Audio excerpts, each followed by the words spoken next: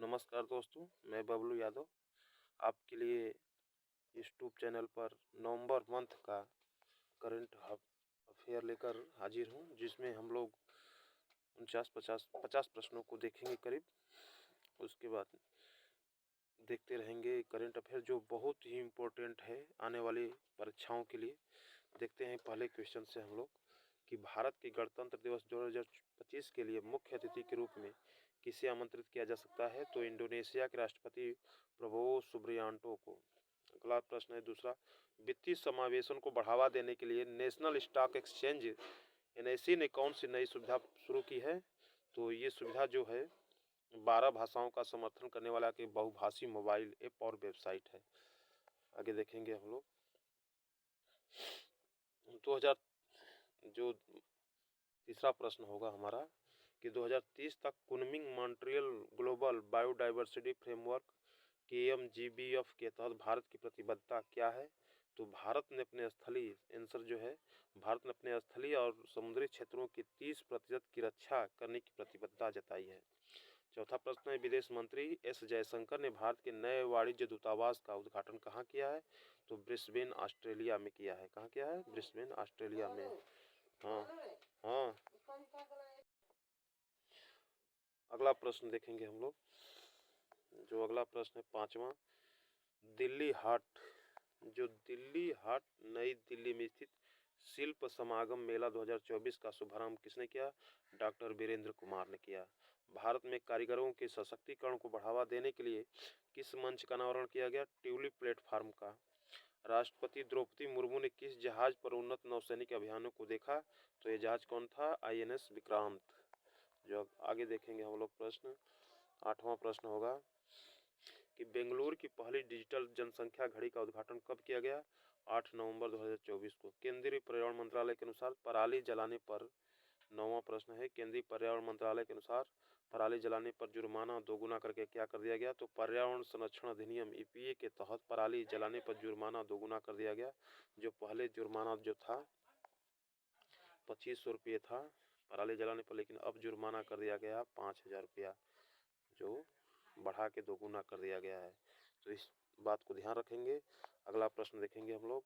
10वां प्रश्न होगा कि ATMOS 2024 टेक फेस्ट कहाँ हो रहा है? तो बिट्स पिलानी हैदराबाद में।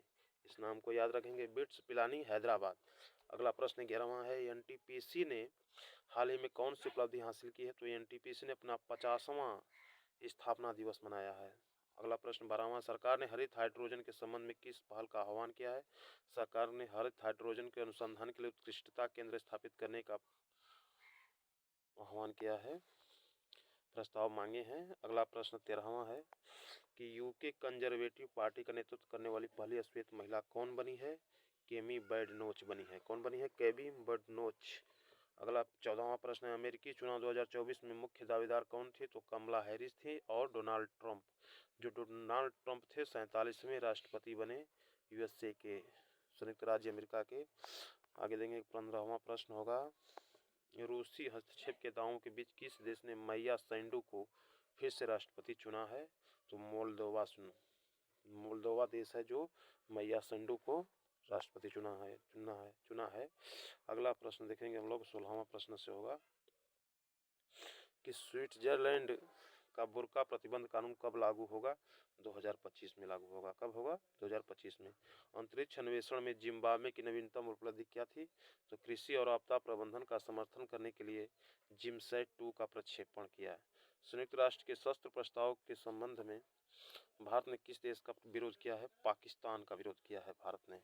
अगला प्रश्न 19वां प्रश्न होगा, असुर राज बाली की वापसी के उपलक्ष्य में कर्नाटक का कौन सा त्यौहार मनाता है? बाली पद्यामी महोत्सव। 20वां प्रश्न है, पशुपालन में सुधार के लिए उत्तर प्रदेश ने कौन सी नई नीति शुरू की है? तो पैरा पशु चिकित्सकों के लिए डिप्लोमा पाठ्यक्रम प्रदान करने वाली एक नई पशु चिकित्सा नीति। अगला प्रश्न होगा 21वां प्रश्न है कि मणिपुर में कौन सा समुदाय निंगोल चैकोबा त्योहार मनाता है? तो मैतेई समुदाय। उत्तर प्रदेश कैबिनेट ने किस प्रमुख सेमीकंडक्टर परियोजना को मंजूरी दी है? तो रुपये 3706 करोड़ की HCL फॉक्सकॉन सेमीकंडक्टर परियोजना कौन सी है? HCL फॉक्सकॉन सेमीकंडक्टर परियोजना है जो 3706 करोड़ रुपए में लगी है। अगला प्रश्न है 23वां कि तेलंगाना ने राज्यव्यापी कौन सा नया सर्वेक्षण शुरू किया है? तो घर घर जाकर जातीय और सामाजिक आर्थिक डेटा सर्वेक्षण। अगला प्रश्न होगा 24वां प्रश्न है कि चीता संरक्षण के लिए किन दो राज्यों ने संयुक्त समिति बनाई है? तो मध्य प्रदेश और राजस्थान ने। बिहार के किस स्टेशन का नाम बदलकर अजगैबीनाथ धाम रखा जा रहा है? सुल्तानगंज रेलवे स्टेशन जो है उसका नाम अजगैबीनाथ धाम रखा जा रहा है। शहरी बुनियादी ढांचे और हरित गतिशीलता के लिए उत्तराखंड को ADB से कितना ऋण मिला? तो $200 मिलियन का ऋण मिला। अगला प्रश्न 27वां प्रश्न होगा कि मध्य प्रदेश राज्य सरकार की सेवाओं में महिलाओं के लिए कितने प्रतिशत नौकरी आरक्षण को मंजूरी दी गई है? तो 35%। कितने प्रतिशत? 35%। राजस्थान में बाल विवाह को खत्म करने के लिए सुप्रीम कोर्ट ने क्या लक्ष्य निर्धारित किया है? 2030 तक। इंडिया यामाहा मोटर के अध्यक्ष के रूप में किसे नियुक्त किया गया है? Itaru Otani. किसको? इटारू ओटानी को। अगला प्रश्न है 30वां भारत के नए रक्षा सचिव कौन है? राजेश कुमार सिंह।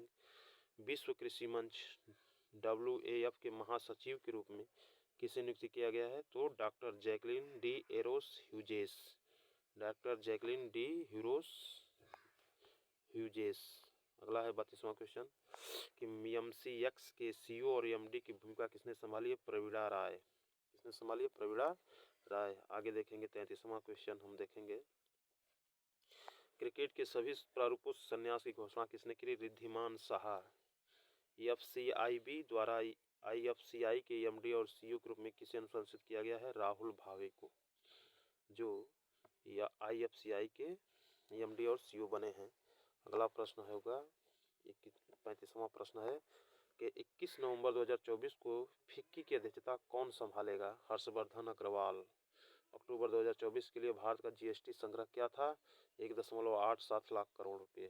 केनरा बैंक ने वित्त वर्ष 25 के लिए कितना वसूली लक्ष्य निर्धारित किया है? तो 6000 रुपया करोड़। अगला 38वां प्रश्न होगा भारतीय खाद्य निगम के लिए किस इक्विटी निवेश को मंजूरी दी गई? तो 10,700 करोड़ रुपए के इक्विटी निवेश को मंजूरी दी गई। केंद्रीय प्रशिक्षुता परिषद CSC के पुनर्गठन का लक्ष्य क्या है? तो प्रशिक्षुता कार्यक्रम और उद्योग सुधारों को बढ़ावा देना। 40वां प्रश्न सेबी ने REIT और इनविट के लिए क्या सुधार प्रस्तावित किया है? कि सेबी ने लचीलापन और निवेशक सुरक्षा बढ़ाने के लिए बदलावों का प्रस्ताव किया है। 41वां प्रश्न होगा हमारा प्रतिभूतिकरण के संबंध में सेबी ने कौन से नए नियम प्रस्तावित किए हैं? सेबी ने निवेश सीमा और तरलता सुरक्षा उपायों सहित सुधारों का प्रस्ताव दिया है। SBI म्यूचुअल फंड ने हाल ही में कौन सी उपलब्धि हासिल की है? इसने प्रबंधन के तहत परिसंपत्तियों में 10 लाख रुपए करोड़ को पार कर लिया है। अगला प्रश्न 43वां प्रश्न होगा हमारा कि किस बैंक ने NAESL के साथ बैंक गारंटी पेश की है? पंजाब और सिंध बैंक ने। ये दोनों बैंकों ने गारंटी पेश की है। ड्यूस बैंक ने अपने भारत परिचालन को बढ़ावा देने के लिए कितना निवेश किया है? तो 5113 करोड़। किस बैंक ने अंतर्राष्ट्रीय धन हस्तांतरण के लिए रियल टाइम ट्रैकिंग शुरू की है? IDFC फर्स्ट बैंक ने शुरू की है। अगला देखेंगे 46वां प्रश्न RBI ने अनिवासी निवेशकों के लिए पूरी तरह सुलभ मार्ग में क्या शामिल किया है? 10 वर्षीय सॉवरेन ग्रीन बॉन्ड। क्या शामिल किया है? 10 वर्षीय सॉवरेन ग्रीन बॉन्ड। KYC प्रक्रिया को मजबूत करने के लिए RBI ने कौन से नए संशोधन पेश किए हैं? तो 6 नवंबर 2024 से प्रभावी 6 संशोधन उन्होंने RBI ने पेश किए। अक्टूबर 2024 में कितने UPI लेन देन दर्ज किए गए? तो 16.58 बिलियन UPI लेन देन। कितना? 16.58 बिलियन UPI लेन देन। हरित ऊर्जा के लिए किन दो कंपनियों ने संयुक्त उद्यम बनाया? तो NTPC और ONGC। NTPC ने और ONGC। तो इस प्रकार से हमारा करेंट अफेयर क्लास यहाँ पूरा होता है। सभी लोगों से आग्रह है कि हमारे चैनल को सब्सक्राइब, लाइक एवं शेयर कीजिए और ज़्यादा से ज़्यादा कमेंट कीजिए कि आपको वीडियो कैसी लगी। थैंक यू, धन्यवाद।